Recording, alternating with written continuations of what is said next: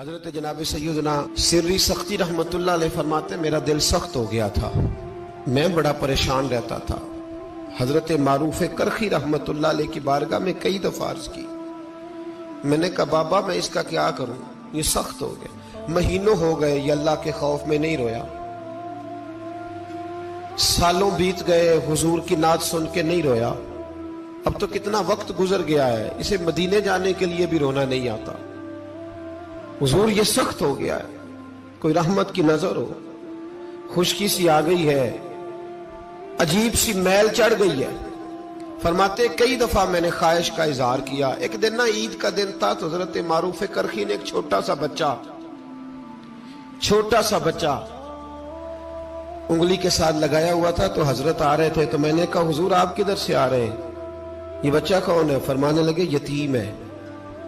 سارے بچے عید والے دن اخروٹ کے ساتھ کھیل رہے تھے، بیچارے کے پاس اخروٹ کوئی نہیں، تو حضور آپ کیا کریں گے؟ تو حضرت معروف کرخی کہنے لگے پیسے تو میرے پاس بھی کوئی نہیں اخروٹ خرید کے دینے کے، میں یہاں سے کھجوروں کی گٹھلیاں چنوں گا، وہ گٹھلیاں بازار میں بک جاتی ہیں، میں یہ گلیوں سے گٹھلیاں چنوں گا اور چن کے میں نے کہیں بیچوں گا، اور جب میں انہیں بیچوں گا تو پھر یتیم کے لیے 2-4 اخروٹ خریدنے کے قابل ہوں گا، پھر میں اسے اخروٹ خرید کے دوں گا۔ پتہ نہیں کہاں کی بات سنا رہا ہوں میں آپ کو، اور پتہ نہیں کہاں کا ذکر کر رہے ہیں بابا جی۔ بچہ یتیم ہے، بچے اخروٹ سے کھیل رہے تھے، اس کے پاس اخروٹ کوئی نہیں۔ بابا آج کا پیر تو معرفت کی بات کرتا ہے، تو یتیم کے لیے گٹھلیاں چننے چلا ہے۔ آج کا پیر تو کہتا ہے میں اسی والے کمرے میں بیٹھ کے تمہیں بڑا عرش کے اعلیٰ کی بات بتاؤں گا، یتیم کے لیے گٹھلیاں چننا، مدرسے کے طلباء کی نوکری کرنا، یتیموں کا، غریبوں کا، ان مجبوروں کا خیال کرنا، یہ تو رواج ہی نہیں ہے آج کا۔ بابا تو کیا کہانی سنا رہا ہے؟ تو حضرت معروف کرخی کہنے لگے گٹھلیاں چنوں گا، پھر انہیں بیچوں گا، پھر جب کچھ پیسے ملیں گے نا تو میں اسے اخروٹ خرید کے دوں گا، اور فرمانے لگے جب یہ اخروٹ سے کھیل کر ہنسے گا نا تو اللہ میرے دل کو سکون عطا فرمائے گا۔ میں گٹھلیاں چننے جا رہا ہوں، میں مزدوری کرنے، تیری تلاش میں پھرا میں جنگل، پہاڑ اور دشت میں۔ تو حضرت سری سختی فرماتے ہیں میرے گھر میں پیسے تھے، میں نے کہا حضور اگر یہ نوکری مجھے مل جائے تو میں غلام جو ہوا، اگر مجھے دے دے یہ نوکری تو میں نہ کر لوں؟ فرمانے لگے تو کر لے۔ فرماتے میں اس یتیم کو پہلے گھر لے گیا، وہاں سے میں نے پیسے لیے، پھر بازار لے گیا، کپڑے خریدے، اس کے لیے ٹوپی خریدی، پھر میں نے اسے 2 کھجوریں کھلائیں، پھر اخروٹ خرید کے دیے۔ حضرت سیدنا معروف کرخی کہتے ہیں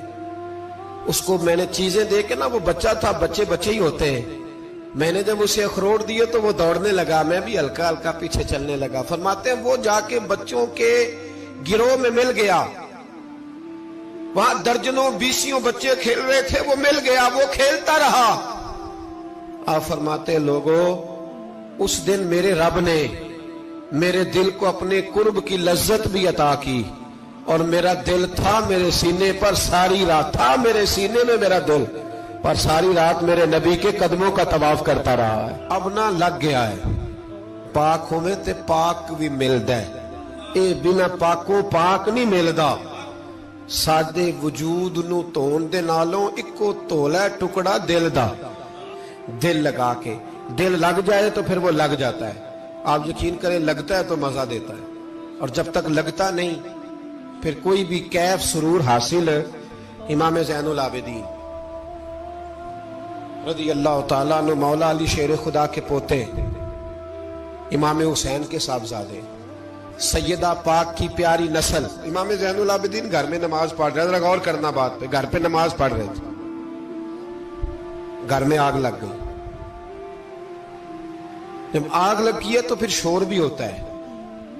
کچھ لوگوں نے شور مچایا، آگ آگ آگ، دور دراز سے لوگ دوڑے، آپ کا ایک چھوٹا بچہ بھی پاس سویا ہوا ہے، آگ لگ گئی، شور ہو رہا، دور دراز سے لوگ پانی لے کے دوڑ رہے ہیں، آگ بجھائی جا رہی، امام صاحب نماز پڑھ رہے ہیں۔ حکم ہے کہ ایسی ایمرجنسی دیکھو تو نماز توڑ دو، پر اس کے لیے جو دیکھے ہی نہ، جسے سوجے ہی نہ ہو کیا رہا۔ امام زین العابدین پڑھتے رہے، نماز مکمل ہوئی تو آپ کی زوجہ کہنے لگی اللہ آپ پہ رحم کرے، گھر میں آگ لگ گئی تھی، سارا محلہ، سارا گاؤں، سارا شہر ٹوٹ پڑا، بچہ سویا ہوا تھا، آپ نے توجہ ہی نہیں کی۔ تو آپ فرمانے لگے ہلکی سی بن بناہٹ ہوئی تھی میرے کانوں میں، پر میں اللہ کی نماز پڑھ رہا تھا، پر میں اپنے رب کی، میں اس کی نماز پڑھ رہا تھا، تیرے عشق کی انتہا چاہتا، تیرے عشق کی انتہا چاہتا، تیرے عشق کی انتہا چاہتا، میری سادگی دیکھ کیا چاہتا ہوں، ذرا سا تو دل ہے مگر شوخ اتنا، وہی لن ترانی سنا چاہتا ہوں، مجھے کیا خبر ادھر کیا ہو رہا، ادھر میں تو اس کے ساتھ میرا تعلق تھا، میں تو اللہ کی بارگاہ میں حاضر تھا، مجھے کیا پتا۔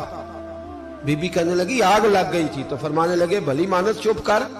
تم دنیا کی آگ بجھا رہے تھے، میں جہنم کی آگ بجھا رہا تھا، تم لوگ اپنے شور میں تھے تو میں اپنے ذائقے میں۔ الذین ہم فی صلاتہم خاشعون، فرمایا یہ لوگ اپنی نمازوں میں عاجزی کر، دل لگا کے کرتے ہیں جو کرتے ہیں۔ اور بڑی خوبصورت مثال ہے، حضرت رومی نے لکھی ہے، بڑی مشہور بھی ہے۔ ایک نمازی نماز پڑھ رہا تھا، میری طرح کا نمازی، مجنو اس کے آگے سے گزر گیا، لیلا کے گھر جا رہا، تو نمازی اتحیات پہ تھا، اتنی دیر میں اس نے بھی نماز مکمل کر لی، تو پیچھے سے جا کے مجنو کا گریبان تھاما، کہنے لگا شرم نہیں آتی تجھے، مسئلے کا نہیں پتا، نمازی کے آگے سے نہیں گزرنا چاہیے؟ تو کہنے لگا یار معاف کر دو، مجنو کہنے لگا معاف کر دو، غلطی ہو گئی، حالانکہ شہزادہ تھا، پر معافیاں کیوں مانگ رہا ہے؟ اس لیے کہ کسی سے دل جو لگ گیا ہے، عاجزی آ گئی، ان کے چل یار معاف کر دے، تیری مہربانی، نمازی ناراض نہ ہو جائے، نمازی بڑے ڈاڈے ہوتے ہیں، کئی دفعہ بڑے سخت ہوتے ہیں، نمازی تھا بڑا پکا، تو وہ